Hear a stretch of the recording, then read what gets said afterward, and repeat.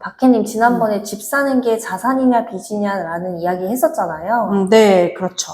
근데 박혜님은 20대 때부터 꾸준히 부동산 투자를 하셨잖아요. 네, 왜냐면은 그때 당시에는 집을 많이 살수록 내가 부자가 될 줄 알았거든요.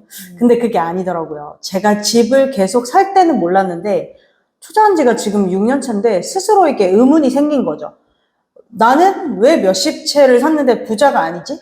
자산가가 아니지? 이런 생각을 했어요. 그러네요. 사실 저희들이 산 집만 합쳐도 왜 부자가 아닐까요? 경제적 자유를 왜 얻지 못했을까요? 제가 이번에 책을 읽다가 그 이유를 정확히 알았습니다. 결론부터 말씀드리면 우리는 부자를 따라했기 때문이에요. 그 부자 자체가 되지를 못한 거죠. 많은 사람들은 부자처럼 보일 수 있는 물건을 사면 자기가 부자가 될 거라고 생각합니다. 그래서 우리는 집을 사기도 하고 차를 사기도 하고 주식을 사기도 하고 명품을 사기도 합니다. 이건 명품이나 외제차를 사는 사치와는 조금 다른 이야기예요. 어떤 게 다르죠? 우리가 만약 강남에 있는 40억짜리 고급 아파트를 샀다고 해볼게요. 극단적으로 전세가가 많이 올라서 38억의 전세를 맞추고 40억의 집을 샀어요. 이 경우에 매수가 가능한가요?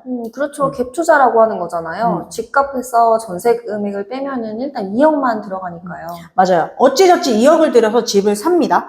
매수할 때까지는 아무런 문제가 없어요. 집을 사는 행위 자체는 2억을 가지고 할 수 있다는 거죠. 그런데 그 다음에 보유세가 늘어나고요.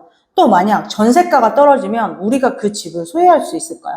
어느 정도 능력이 되어야겠죠. 혹은 부동산이 계속 상승한다는 전제가 되어야지 그 집에서 대출이라도 더 받을 수 있지 않을까요?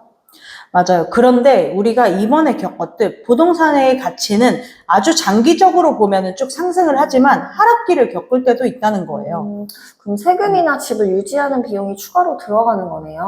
맞아요. 오늘 제가 소개해드릴 책 부자 아빠 가난한 아빠의 2권에서는 이것을 자산이 아닌 계속해서 비용이 발생되는 부채라고 설명합니다. 그럼 집을 사지 말라는 건가요? 아니죠. 책에서도 집을 사야 한다고 말하는데요. 반드시 먼저 선행되어야 하는 것이 있습니다.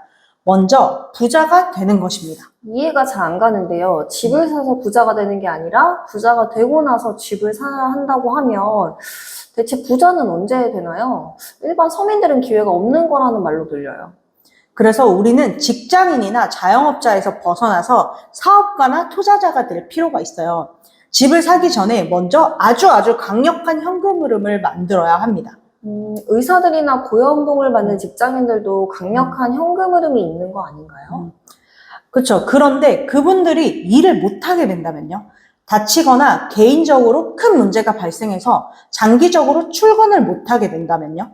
사람들은 누구나 늙는데 죽을 때까지 그 일을 할 수 있을까요? 그럼 무조건 사업가나 투자가가 되어야 한다는 이야기네요. 맞습니다. 책에서는 직장인이나 자영업자보다 사업가와 투자자가 훨씬 더 안정적이라고 설명하고 있어요. 우리가 아는 통념과는 반대된 이야기네요. 안정적으로 월급 받으려고 직장을 다니는 건데 그게 더 리스크가 크다라는 거죠? 네, 정확해요. 사업가나 투자가는 내가 일을 하지 않고 시스템과 현금 흐름이 창출되는 자산을 가진 사람들이기 때문에 10년 동안 해외여행을 다녀와도 그 시스템과 자산은 더 커져 있다는 거예요. 이것을 두고 직장인보다 시스템을 소유한 사업가가 훨씬 더 안정적이라고 말합니다. 쉽게 한마디로 말하면 자고 있을 때도 돈을 버는 게 핵심이에요. 새로운 개념을 깨달은 것 같아요. 네, 그러면 아까 집 사는 이야기로 다시 돌아가 볼게요. 집을 사서 부자가 되는 게 아니라 집을 살 수 있는 능력을 갖춘 사람이 집을 살 때 그게 온전히 자산이 된다는 이야기를 했어요. 여기에 나오는 부자 아버지도 자산에서 현금 흐름이 충분히 쏟아져 나오기 시작할 때 커다란 집을 구매했다는 표현이 나오거든요. 지금까지 이야기를 들어보니까 처음보다는 좀 더 이해가 되네요. 제가 갑자기 다른 이야기를 해볼게요. 우리가 평생 건강한 몸을 갖는 게 목표고 누구나 원하는 거잖아요. 그걸 위해서 우리는 뭘 하죠? 보통 다이어트를 하거나 헬스장에 가죠. 맞습니다. 그런데 그것은 길어야 몇 주밖에 지속되지 않아요. 원인은 건강한 몸을 가질 수 있는, 즉 다이어트를 할 수 있는 사람이 되는 것에 집중해야 하는데 우리는 다이어트를 하는 것에 집착하기 때문이에요.